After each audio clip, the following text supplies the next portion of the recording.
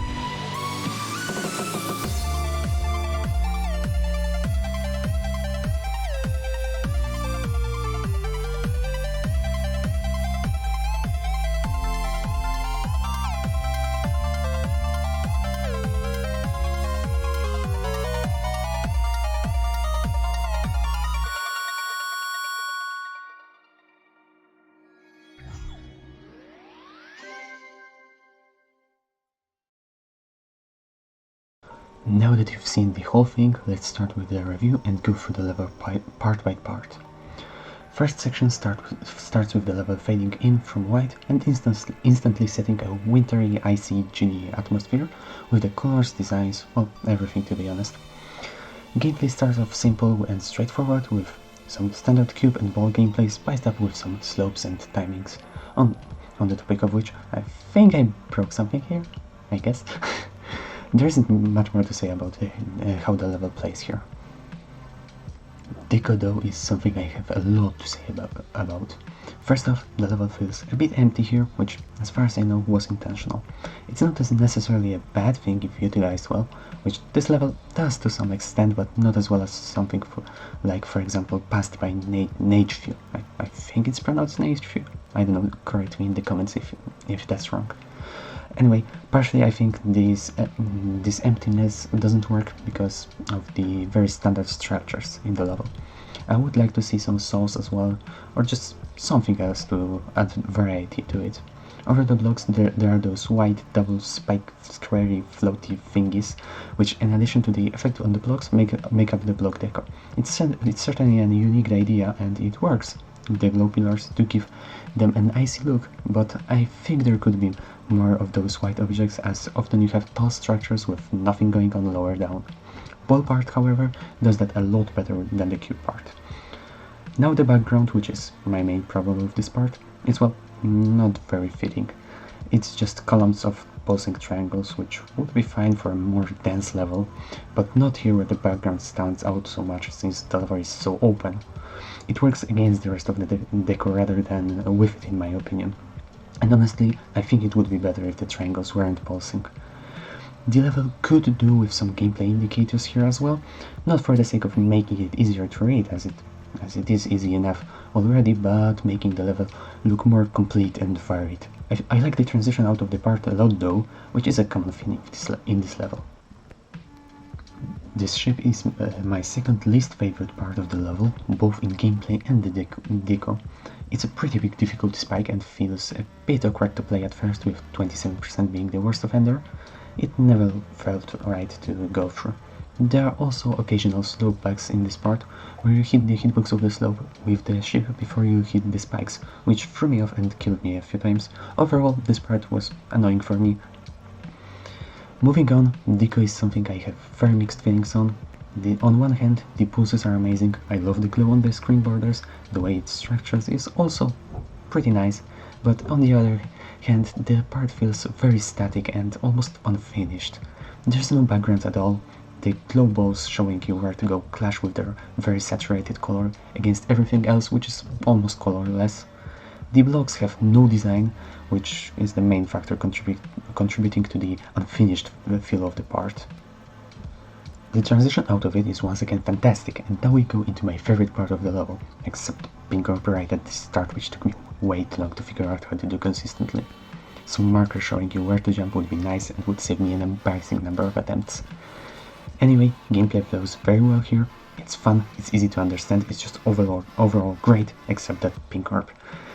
The deco here solves all the problems I had with the previous parts. Structuring is fantastic. I love the combination of normal and fading objects, shapes of the blocks are interesting to look at, and they cover just the right amount of space to make the part not feel empty, even if it doesn't have any background. There are finally some designs in the blocks, they are simple yet effective, and once again, great use of fading objects. The part doesn't feel static due to a lot of rotating objects of pointy nature, the glow pillars fading in and out in the background, the fading thingies, and the posing objects, which honestly are my favorite thing in the entire level. The way they fade through the different shapes is just perfect. I love how they're used as gameplay indicators, and they're just great overall. I want a lifetime supply of them, seriously. If you're watching this, Wulzy, then first of all, hello, and second of all, my DMs are open, give me those objects. Well, anyway, nothing bad to say about this part. Sadly, I can't say the same thing about the next one. We've reached the wave, the most recognizable part of the level, and also a very flawed one. First off, the difficulty spikes a lot here, even after the nerf update. The wave is rather tight, and the structuring, combined with effect used, do their best to make it as hard to play as possible, turning it into basically a memory part. The puzzles are trying to help out with visibility a bit, but it's not enough. I think some sort of path showing air deco would make this part a lot more enjoyable to play, like the cube right after it, which is 1, way easier, and 2, has clearly visible gameplay elements making it easier to figure out where to go and to play. As for how it looks, no real complaints here, besides it looking a bit cut off at the start when it transitions into it. It doesn't flow with the previous section, and some more color in the wave like in the cube would be nice. After that, and another great transition, there's the last prettier part, the snowflake spider and cube. This is where the level turns into a 6 or 7 star besides 1 or 2 timings thrown in. Not much to say about the gameplay, very straightforward, with one skipping spider. The deco here is pretty good, solid background with a pattern straight from a Christmas sweater. Nice colors and poses, low block coverage is offset by the background so it doesn't look too empty, and finally there are some arrows, which is nice to see. My main issue here is the blocks. Once again, they're very empty. Some design on them would be nice, as the snowflakes are just not enough for the size of the blocks they can't replace a design. Also, not the biggest fan of the grey block borders. It's a shame that the glow poses on top of the blocks not continue throughout the entire part. Oh, and also there's this random gear at 60% just sitting there like a cat on a table, and just like with a cat, better not spend too much time thinking about why it's there, and definitely don't touch it, as there is a high chance it wants you dead. Seriously, don't touch it. Still, not a bad part at all. And now comes the drop, which just doesn't look and feel right. The snow effect is very cool, it keeps the theme going, but there's just not much more deep part going for it. The structures are fine, little weird, but the blocks are once again basically a solid color with nothing else going on besides occasional spinning arrow on them and the overlay, which just isn't enough in my opinion. I like the idea of souls pulsing in and out, but it honestly looks messy, and those default saw blades are definitely not the best choice. They also clash a bit with the gears used as actual souls.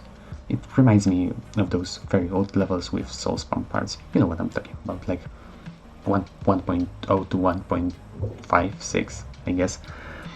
I do kinda like the gears though. The spinning pulsing triangle on them is an interesting idea for sure, and it kinda works. Also, I think there might be some lame problems here, as there is no overlay on the souls later into the part and they just pulse black, which it honestly looks a bit weird, and it just switches sort of randomly throughout in the part. I don't know. The shadows added behind floating blocks are a nice touch though, and I do like the gameplay is well marked here, making the whole drop easy to sight read despite having some very unconventional gameplay. I do think the transition out of the level could be improved a bit with a white glow overlay going over the player instead of disabling the cube. And that would be it for the level. Let's now move on to the summary and give this ice cube of a level a score. First off, gameplay. In general, I don't think it's that bad, even if it was very frustrating to beat the first time. It took me around 150 attempts, which is a lot for an easy demon. There are some small inconsistencies and bugs, and the difficulty balance is completely whack, but the gameplay does get bonus point for uniqueness. Overall, 4.5 out of 10.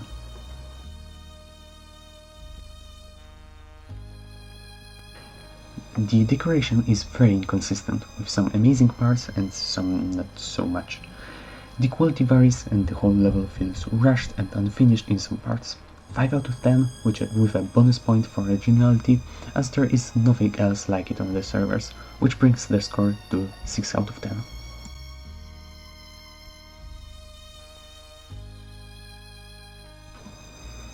The feeling and atmosphere of the level is something I haven't talked about much so far. I think the level works very well with the song to create a wintry vibe, and the theme stays consistent throughout, but I just feel like there's something missing, so I can't give it more than 7 out of 10 here.